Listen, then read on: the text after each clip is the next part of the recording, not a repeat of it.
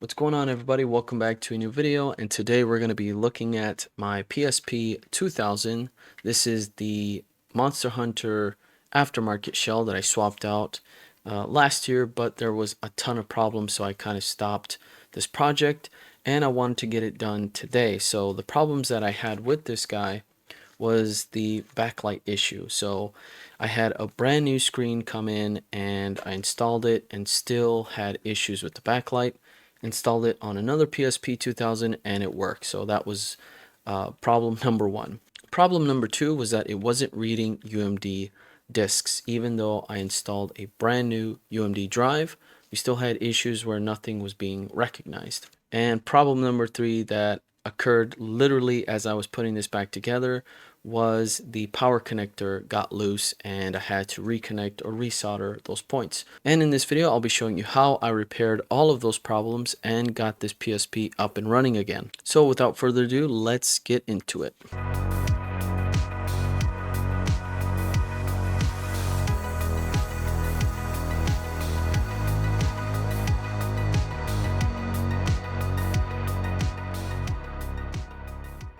The first problem I wanted to tackle was the UMD disk drive.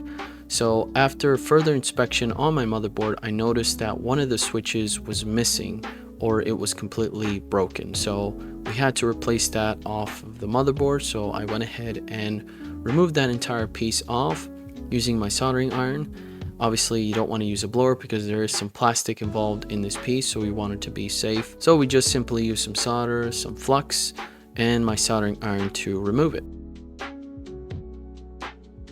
Now, as far as a replacement goes, I removed this one off a dead motherboard and hoping that this one would work. And I was very careful on removing this. I took a lot of time just to extract it off of this motherboard. You have to be very careful when removing this piece just because there is a lot of plastic involved in this little module, so you have to be very careful not to touch too much into the piece itself or you could damage the components inside. And I just went ahead and popped it on the working motherboard. Once I had it completely done, all I had to do was just align it up correctly so that way the pressure point off of the UMD door can touch that little switch to get the UMD to be read on the PSP. If you enjoy this type of content, make sure to subscribe to the channel so you don't miss out on new PS Vita and PSP videos. Thank you. The next problem I wanted to tackle was the backlight display. So I went ahead and tested the fuses on the back of this motherboard and I found that I wasn't having any continuity on one of the fuses, which was labeled FB. This is one of the main fuses for the backlight on the LCD. And I tested continuity on the dead motherboard and I was getting reads no problem. So I went ahead and removed the dead one off the working motherboard and I extracted the good working fuse off of the dead motherboard and transferred it over to the good working motherboard.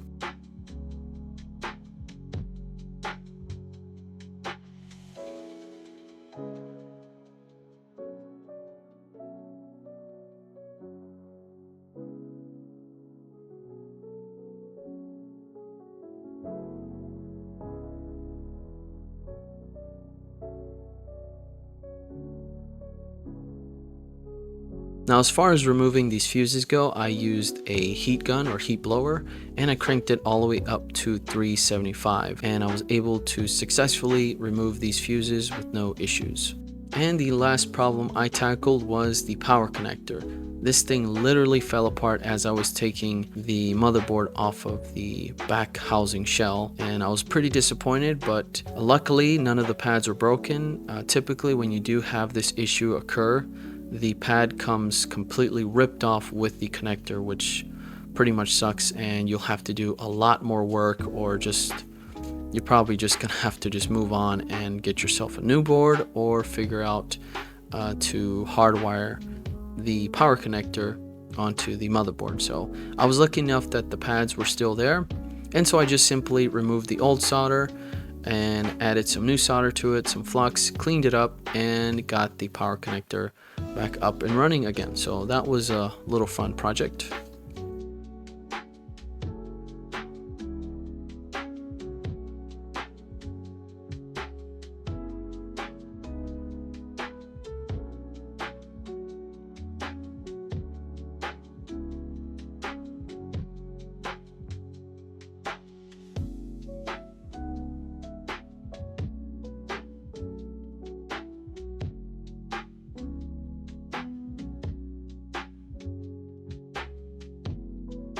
Now, the last problem I had after I buttoned everything all up was the UMD disk drive was still not reading after I installed the new switch. But I did some testing and the switch does work and the UMD disk drive does work no problem.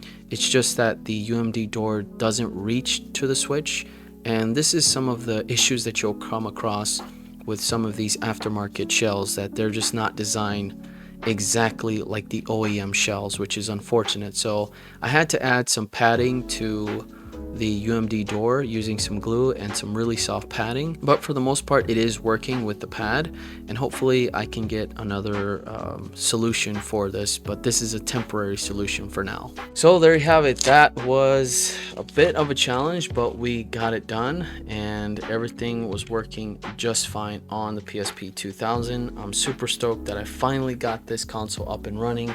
This is such a sweet shell, and I'm going to be doing a lot more videos on this console, and be on the lookout for that. And that is it for this one, guys. Thank you so much for watching. I appreciate it. If you have any questions, comment down below, and I'll catch you on the next one.